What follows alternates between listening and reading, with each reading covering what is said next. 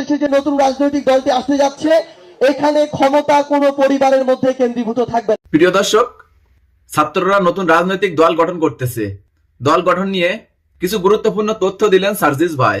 ভিডিওটি শেষ পর্যন্ত দেখে যাবেন। দেশে যে নতুন রাজনৈতিক দলটি আসতে যাচ্ছে, এখানে ক্ষমতা কোনো পরিবারের মধ্যে কেন্দ্রীভূত থাকবে না। এক।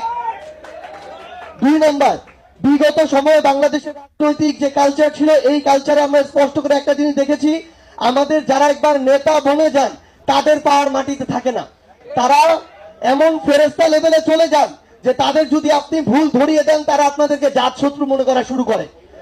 এই তরুণ প্রজন্ম আপনাদেরকে কথা দিয়ে যাচ্ছে, আমাদের পা মাটিতে থাকবে এবং আমাদের যে কোনো ভুল শোনার জন্য, শুধরানোর জন্য আমরা সবসময় প্রস্তুত থাকবো।